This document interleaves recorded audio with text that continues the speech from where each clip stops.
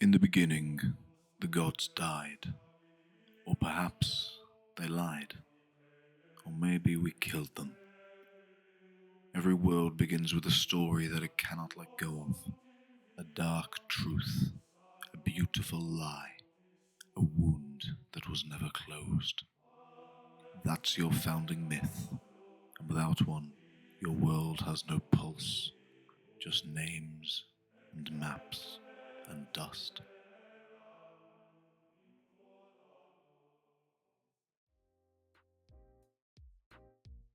So what is a founding myth? It's the story that says this is how the world began. It doesn't have to be the whole world though, it could be a nation, a city, or a particular institution.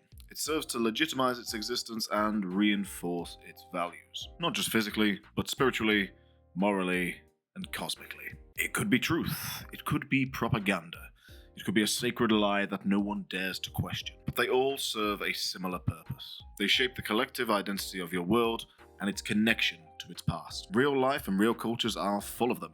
The Garden of Eden is probably the most well-known. God creates a paradise for Adam and Eve, and they get kicked out for disobeying him. The Great Flood is another example of a foundational myth, and judging by how often that motif pops up in cultures, histories, legends, mythologies worldwide, it's probably safe to say that at some point in Earth's history, there was indeed a period of great flooding.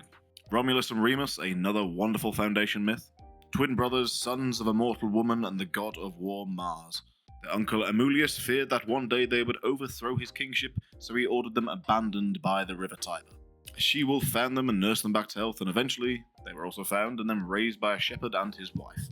Fast forward a few years, they decide to found a city, they have a disagreement, and Romulus kills Remus. And therefore we have Rome.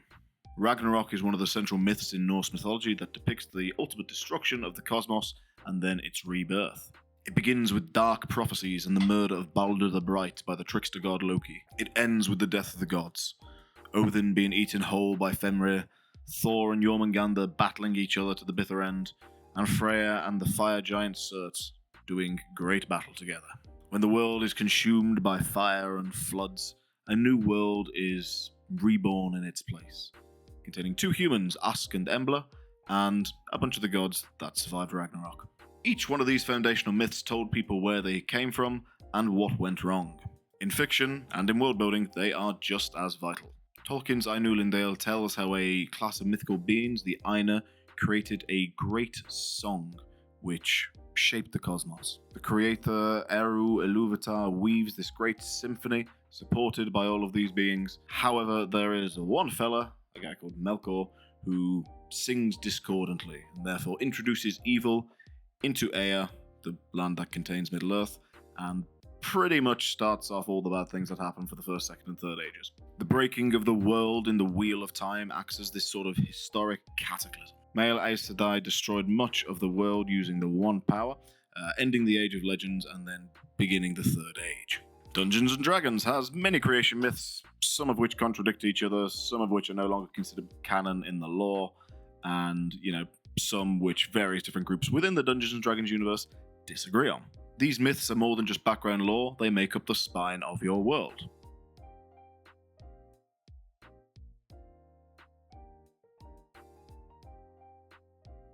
So let's step back for a second. Why do foundational myths actually matter? First, because people need stories to be able to make sense of the world. In real life, every culture has a creation myth or origin story, whether that's scientific, religious, cultural, or even ancestral. These myths shape how people see themselves, where they believe they come from, and what they believe is right or wrong. Your fictional cultures should be no different. Creating these myths allows you to extrapolate further understanding from there on outwards. If you consider the Norse myth of Ragnarok, because of it, Vikings believed that when they died in battle, they would be gathered up by the Valkyries and taken to Odin's Hall, where they would fight and feast every day as they prepared to join and fight alongside the gods at Ragnarok, the last battle. Second, myths are a shortcut to depth. They help you define history, values, and power structures in just a few little lines. A myth can explain why a kingdom worships fire, why a desert tribe fears the stars, or even why a war keeps on being fought. It serves as a reminder of what was necessary to create the world, and often what you are fighting for and fighting against. Thirdly, myths create internal logic. If a founding myth says that God bled into the soil, then perhaps those red flowers that pop up everywhere are considered sacred.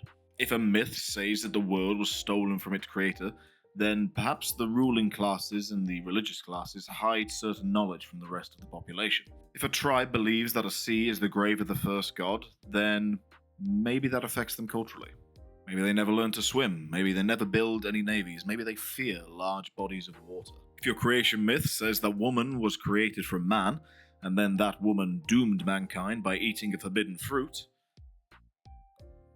then repressing women suddenly feels natural. Suddenly your world feels coherent, even if it is all completely invented. Finally, myths give you creative tension. Who believes the myth?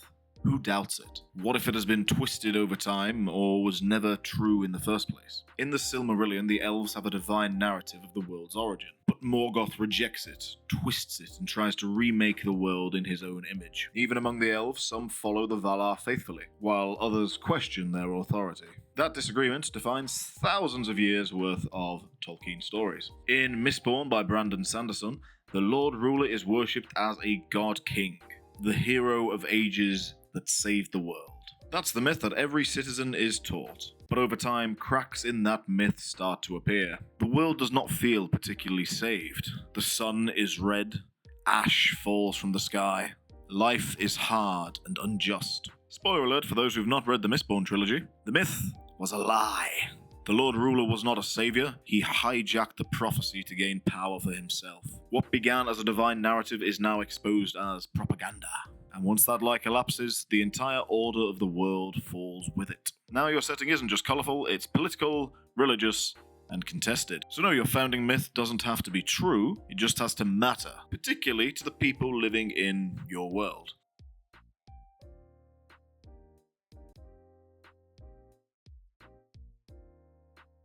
Now, a good founding myth doesn't just explain how the world began. Now, here are 5 core functions that you can use to either build your own foundational myth or test one that you've already come up with. The first is origin. Where does your world come from? A compelling origin myth doesn't just explain how the world came to be, it tells people what the world means and what forces still shape it. In the Legend of Althalos, the world was created not by one god, but by 3 siblings. There is Dewas, the eldest, who shaped the universe and then withdrew. He is silent and unknowable. He left the world in the hands of his younger siblings, Dwyer, who cherished life, order, and compassion, and Deva, who desired change, power, and unmaking. Dwyer took up the book, writing out the laws of the world. Deva tried to steal or rewrite them. The result wasn't a world of peace or ruination, but a world with tension, a world suspended between competing truths. Now, this origin myth works beautifully in world building because of several reasons. It is metaphysical without being abstract. The gods aren't just allegories, they have clear role. Creation isn't a one-time act, it's an ongoing narrative between 2 separate powers, 2 competing forces, if you will. It also explains the presence of order and corruption. The world does have a structure, but that structure is constantly under attack. People live in a space defined by both divine intervention and divine interference. It also leaves space for mystery. Dewas never speaks in the Legend of Althalos. Why? Is he dead? Waiting?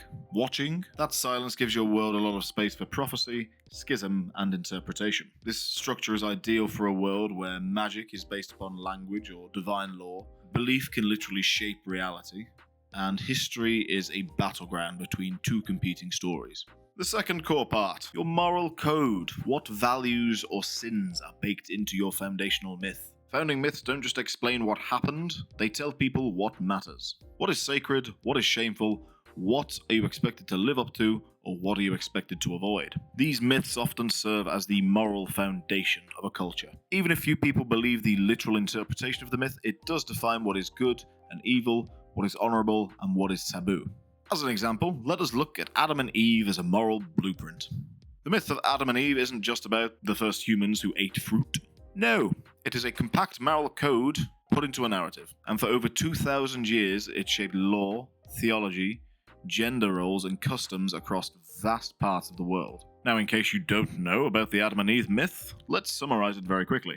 God creates Adam first, then Eve from Adam's rib. They live in paradise, but are forbidden to eat fruit from the tree of knowledge. Eve is tempted by a serpent and then eats first. Adam follows. They become aware of good and evil and are exiled from Eden. Pain, labor, death, and moral struggle enter the world. So what values does this have baked into it? The first, obedience to divine law is virtuous. Questioning it or transgressing it leads to downfall. Knowledge, especially one that is self-acquired, is dangerous. The hierarchy of the world is naturalized. God over humans, man before woman. Shame and suffering are deserved because they are a punishment for the aforementioned disobedience. And most crucially, humanity is fundamentally flawed. Now, how has this been used? Well, big one. To justify patriarchal systems. Eve sinned first. Therefore, women are untrustworthy. They are also weaker than men because she was tempted by Satan, and then she lured Adam away from the light of God. It's also been used to uphold original sin. Every human is born with guilt and is in need of redemption. C. Catholicism. It has framed the pursuit of knowledge as dangerous and potentially heretical. Shout out to my man Galileo. It has also been used to create taboos around sex, desire, and bodily awareness. Eve's temptation and the immediate result of being ashamed of the fact that they are both naked. So it's not just a myth, it is a moral template, one which has been repeated in law, doctrine, and cultural expectations for centuries. Now, how can you use this kind of structure in your own world? You can borrow the shape of it, obviously, without copying its message. For instance, a society might tell a story about how curiosity broke the world. Therefore, there is a global ban on independent study or exploration. Another might interpret the myth differently. Perhaps the serpent was right. So now a secret sect worshipped knowledge as divine rebellion. Or perhaps the real sin all along was compliance. A submissive rereading that fuels a revolutionary movement. Point is, the moral lesson of the myth shapes how people live, govern themselves, and define good and evil. Whether or not that lesson is just is a whole other story. Third function of your founding myth is conflict. Who defied the order and what was lost? Almost every founding myth has a fall. A betrayal, a theft, a rebellion, something that broke the original order and reshaped the world. It isn't just drama for the sake of it. It gives you built-in history, ancient wounds, and ongoing conversations. A world without conflict in its original myth tends to feel flat, utopian, or just unfinished. We can see one such example if we take a look at Greek mythology. Prometheus, a titan, defies Zeus by stealing fire from the gods and giving it to humanity. It's not just fire used for warmth or for cooking, it represents knowledge and technology, agency. In response, Zeus punishes Prometheus pretty brutally. He's chained to a rock, his liver is torn out daily. Humanity, meanwhile, pays a subtler price. Pandora's box, mortality, toil. So what is the core conflict here? Divine control versus mortal freedom. A god gives humanity the tools the other gods didn't want them to have. The price of enlightenment is suffering, but it's also potential. You could use this in your own world building by coming up with some kind of forbidden gift. A core mechanic or power, say magic, flight, fire, music, that is believed to have been stolen from the divine. Possessing it could be a cultural taboo, it could be seen as a sacred duty, or even as a revolutionary act. Entire societies might structure themselves either against suppressing or possessing this power. What if the god who punished the rebel is still worshipped? You know that obviously Zeus was still worshipped even after he punished Prometheus, but you can expand upon that. Give your world secret sects, heretics, ancient conspiracies. The myth becomes political. People try to take narrative control over it. What ongoing consequences does this have? What lasting damage did the theft cause? Perhaps because of the theft in your world, magic could be unstable. Perhaps the gods left or disappeared. Maybe fire or magic or whatever it is that was stolen is addictive and dangerous, corrupts people or degrades them over time. Maybe it even threatens the foundations of the world. It could be a noble rebellion. It could be an ignoble rebellion. Either way, your world still bears the scars of it. It also allows for some reversals of sympathy. In the myth, Zeus is the villain, but he is also the guardian of order. Prometheus is the hero, but he did go behind the god's back. Who's right probably depends entirely upon who you ask. Now that ambiguity will give your setting extra depth. One culture's Prometheus is another culture's devil. And that's why a great founding conflict doesn't just end in your myth, it creates fault lines that run throughout your settings, throughout your religions, and throughout your politics. The fourth function of the founding myth is the creation of ritual. Myths survive through action. Holidays, festivals, oaths, curses. What do people do because of this myth? How is it passed down? Let's take a look at a popular founding myth, the Exodus. Your world's myth says that its people were once slaves in a glorious golden empire. A god or a prophet or an elemental force of some kind led them through the wilderness, through a gauntlet of trials in search of a promised homeland. They found it, but only after generations suffered or died along the way. Obviously, the most famous Exodus myth is that of the Hebrews fleeing Egypt across the Red Sea to the Promised Land. In Battlestar Galactica, the human race flees the destruction of their homeworld. In Dune, the Fremen are descended from exiles who fled the oppression of other worlds. In The Wheel of Time, the Ael wandered into the desert, abandoned their peaceful origins, and founded a warrior culture, all within the harshness of the wastes. Now, how can we create ritual echoes within cultures? We could say a meal of dust, similar I suppose to a Passover meal. Once a year, each family prepares a meager, tasteless meal. No spices, no heat, no cooking, just ash bread, bitter herbs, and a bit of warm water.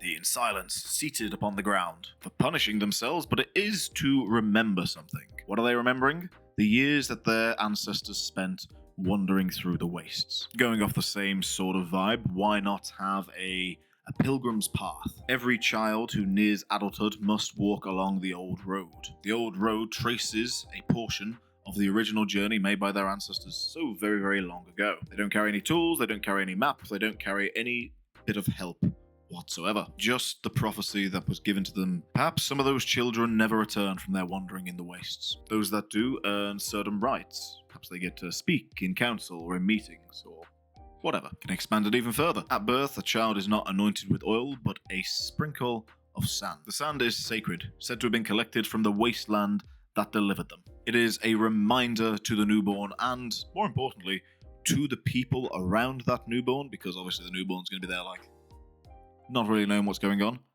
But you are not born free. You have inherited your freedom from those who came before you. They are the ones that have made this all possible. Another is the banners of the lost tribes. During high holy days, empty banners could be paraded around the streets, one for every tribe that vanished. No one speaks the names of these tribes aloud. Perhaps they are not even known. It is just a memory of what was lost. I suppose similar in theory to the tomb of the unknown soldier. Now, altogether, if we look at these rituals, what does it tell us? It tells us that these people are survivors. They are bearers of a fragile legacy that could be lost again. They also encode certain values. Gratitude for freedom, collective shared memory over comfort, could also tie into the way that they view other cultures in the world. Perhaps they are suspicious of empires that offer ease at the cost of obedience. They can also create contrast. Perhaps in the new world you may see decadence or forgetfulness, while in rural clans or older settlements, the old ways are strictly observed. That tension can then become political, it can become religious, can then become generational. What, after all, do the old know about the young? And what do the young know about the old? Obviously, that is just one example. That is rituals tied specifically to an Exodus story. If you have a story, say, of a Titan that was felled to create the world and the seas and all that, yada yada, thinking Ymir from Norse mythology, you could adapt it so that certain meals are dedicated to different parts of the land or to the sea. If you hunt down a deer, you can offer its blood to the waters, you can offer its meat to the land, a way of showing that you are nourishing this primordial that came before. There's plenty of things you can do with it. Just have a think. Finally, the fifth function of a good creation myth is tension. Who doesn't believe it, and what happens when it is challenged? Let's be honest, no myth survives unchanged. Over time, people forget it. They rewrite it. They weaponize it. Or perhaps they just reject it altogether. And when that happens, you get tension. Cultural tension, political tension, narrative tension. So ask yourself, who still believes the founding myth? Who pretends to believe it? Who thinks it's a lie? What happens if someone tries to prove that? Now, why does tension matter? A myth becomes real not because it's true, but because people believe it. People live by it. When that story starts to crack, it offers space for other things. Heresy, for instance. There is a rival version of the myth going about that suddenly reframes the entire world. Could be suppression. A ruling class censors part of the myths or tries to erase things that are inconvenient about it. be rebellion. There is a movement that reclaims the forgotten myth, or perhaps exposes the official one as propaganda. It could be loss, where a generation simply stops telling that story. Let's look at an example from the Wheel of Time and the breaking of the world. In the Wheel of Time, a central founding myth tells of Luz Therin Telamon, the dragon. He went mad after sealing away the Dark One and broke the world. The event, the breaking, is real, but what that means to different people is pretty severely contested. Got a lot of tension in this story. The White Tower teaches that male channelers are dangerous, cursed by the original sin of the dragon for breaking the world, and that they should be stilled. That is, having their magic stripped away from them. The dragon reborn is prophesized. But then again, despite the prophecy, many think that he will bring destruction, not salvation. Some groups revere him as a savior, others fear him as their final doom. Even within the same culture, the myth is still a cause of deep division. Faith, fear, and political power all revolve around it. So what happens when that tension is challenged? Randall Thor, the Dragon Reborn, is hated, hunted, and worshipped all at once. Nations in this world fracture over whether they want to support him or kill him. Every single major faction, the Aes Sedai, the Ascension, the White Cloaks, they have a different reading of this myth. The truth doesn't matter so much as who controls the interpretation. The myth isn't just dead, it is alive and it is actively shaping the world. Everyone believes something and no one agrees on anything. Now in my mind, this is a perfect example of tension being built up within a foundational myth. It shows how prophecy and myth can be weaponized by various different factions. It does explore multiple truths within a single legend. It lets the myth evolve alongside the plot, revealing deeper layers, contradictions, and of course, consequences.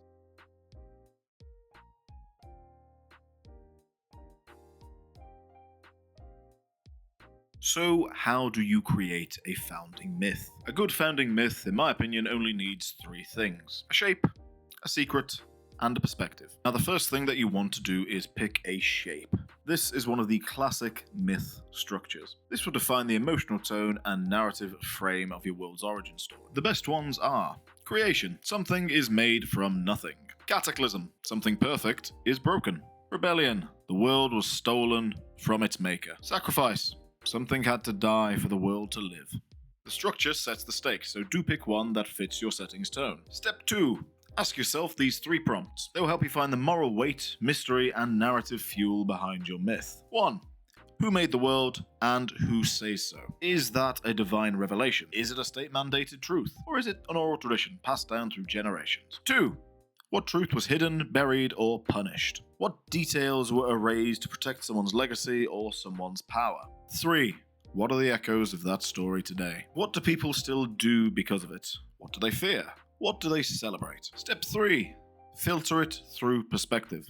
Myths don't exist in a vacuum. They are told, shaped, and weaponized by people. Ask yourself, do all cultures agree on this myth? If not, why do their versions differ? What does the ruling power want people to believe? And what happens if someone disagrees? How does a rebel, heretic, or outsider interpret it? These reinterpretations can often be pretty big plot hooks if you wish. I would say also, try and start small. You don't need to build an epic cosmology on day one.